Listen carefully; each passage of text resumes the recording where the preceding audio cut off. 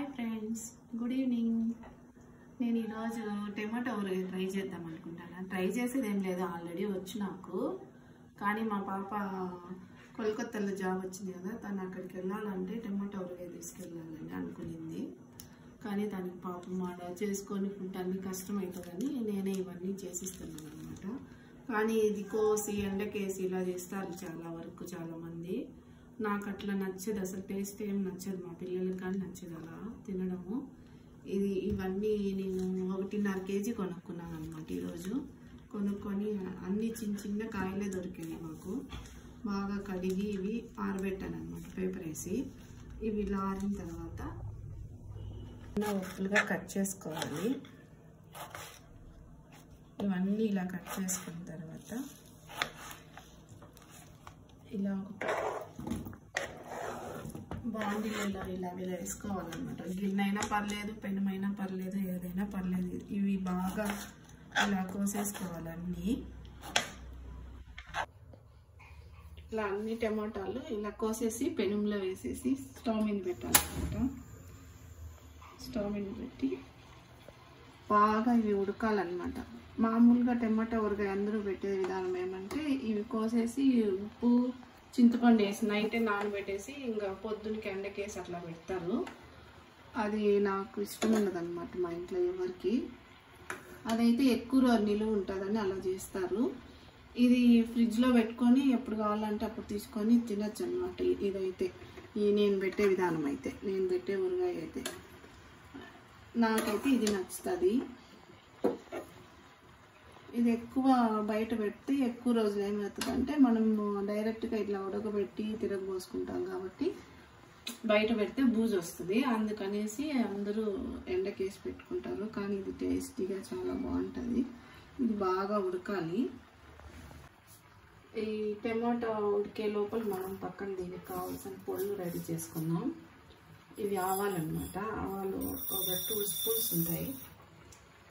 ఇవి తీసుకొని బాగా వేయించుకోవాలి.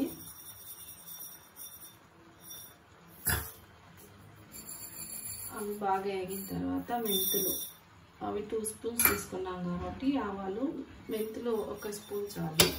ఇవి కూడా బాగా వేగిన తర్వాత 2 తీసుకొని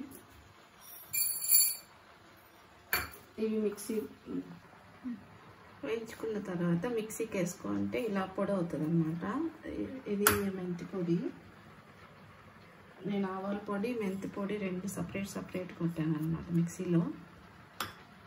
ఇవి 2 పక్కన పెట్టుకొని ఇవి తెల్లగడ్డలు, టమోటా ఉడికే లోపల తెల్లగడ్డలు అన్నీ రెడీ చేసి పెట్టుకుంటే మనకి తొందరగా ఊరగాయ రెడీ అయిపోతుంది అనమాట. టమాటా చూడండి ఇట్లా ఉడుకుతూ ఉంటుంది అన్నమాట. బాగా సగం ఉడికింది అన్నమాట. ఇప్పుడు దాన్ని ఒక చింతపండు కొంచెం తీసుకోవాలి.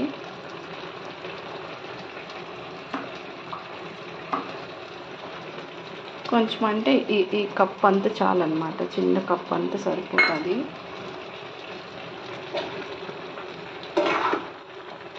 ఇలా బాగా కలే సాల్ట్ 1/2 కప్ వేసాను. ఇది బాగా వాటర్ అంతా క్లీన్ చేసుకుంటుంది అన్నమాట.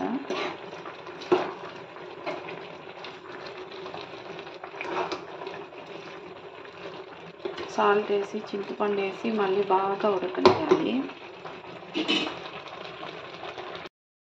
బాగా ఉడికిన తర్వాత బాగా వాటర్ అంతా క్లీన్ చేసుకొని ఇలా చిక్కగా అయిపోతుంది అన్నమాట. దీన్ని ఇప్పుడు చల్లార్చుకోవాలి. బాగా చల్లగా అయిన తర్వాత మిక్సీ జార్ ఇలా చల్లగా అయిపోయిన తర్వాత మిక్సీ జార్లోకి వేసుకొని గ్రైండ్ చేసుకోవాలి. గ్రైండ్ చేసుకున్న తర్వాత ఇలా ఉంటుంది అన్నమాట కలరు. దీంట్లోకి చిల్లీ పొడి,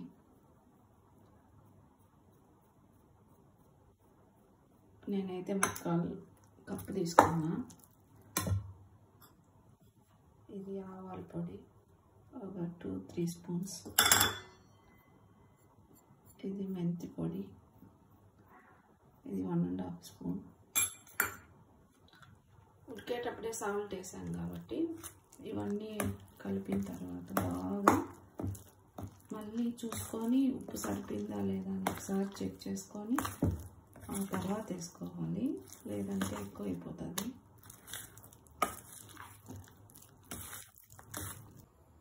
ఇంకో పెనం పెట్టుకొని దాంట్లోకి 1.5 కప్ ఆయిల్ తీసుకోవాలి. ఆయిల్ బాగా బాయిల్ అయిన తర్వాత, బాగా కాగిన తర్వాత ఆవాలు 1 స్పూన్ వేసుకోవాలన్నమాట. అవన్నీ బాగా చిట్టుపట్టాలిన తర్వాత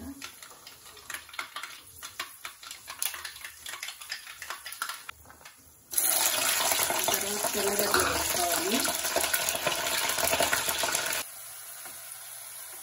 నేనైతే తెల్లగడ్డలు 1.5 గడ్డ తీసుకున్నాను అన్నమాట. ఇంకా ఎక్కువ కావాలంటే ఎవరి ఇష్టం వాళ్ళతో వేసుకోవచ్చు. టేస్ట్ మాత్రం బాగుంటుంది, ఎందుకంటే టమాటో దాంట్లో ఊరుతుంది కదా, అందువల్ల. ఇప్పుడు ఎండుమిరపకాయలు వేసేసుకొని వెంటనే మనం ఆల్రెడీ మిక్సీ కొట్టుకొని ఉంటుంది పేస్ట్ మురుగాయి, ఇది ఆయిల్లో వేసేయాలి. ఇది ఆయిల్లో వేసిన తర్వాత ఇలా కలర్ పెట్టాలన్నమాట. అబ్బా, ఎవరుగా ఆయిల్లో వేసి ఎంత మంచి స్మెల్ వస్తుందంటే ఇప్పుడే వేడి వేడి అన్నంలో తినాలనిపిస్తుంది. ఎవరుగా అన్నిటికీ తినచ్చు అనమాట. దోశలేకి, చపాతీలేకి, అసలు పొంగల్లేకి ఇంకా బాగుంటుంది. ఉప్మాలో కూడా బాగుంటుంది. మా పిల్లలు అయితే చట్నీ దీనికన్నా ఎవరుగా తినేస్తారు. చూడండి ఎంత కలర్ఫుల్గా ఉందో.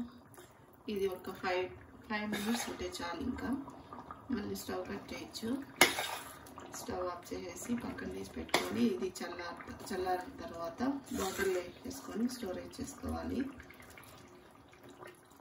ఈ ఊరగాయ ఎప్పుడైనా కానీ ఫ్రిడ్జ్లోనే పెట్టుకోవాలి. 1 డే 2 డేస్ బయట అయితే బాగుంటుంది. ఫ్రిడ్జ్లో పెట్టుకొని కావాలనుకున్నప్పుడు తీసుకొని మళ్ళీ ఫ్రిడ్జ్లో పెట్టేసుకోవాలి, లేకంటే బూజు వస్తుంది అనమాట. ఎందుకంటే ఇది ఎండకు వేయలేదు కదా, అందువల్ల మనం ఫ్రిడ్జ్లో పెట్టుకొని కావాలనుకున్నప్పుడు వేసుకుంటుంటే తీసుకొని మళ్ళీ పెట్టుకుంటుంటే బాగుంటుంది. టేస్ట్ సూపర్గా ఉంటుంది. ఇది ఈజీగా ఎవరైనా చేసుకునే పద్ధతి. కావాలంటే ట్రై చేయండి ఫ్రెండ్స్. ఇది ఉడికిన తర్వాత ఇలా పైకి వస్తుంది అన్నమాట. ఆయిల్ తీసుకొని చూడండి ఎంత బాగుందో. ఇప్పుడు ఇంకా ఫినిష్ అయిపోయిందని అర్థము. తీసుకొని ఇప్పుడు వైట్ రైస్ పెట్టుకొని,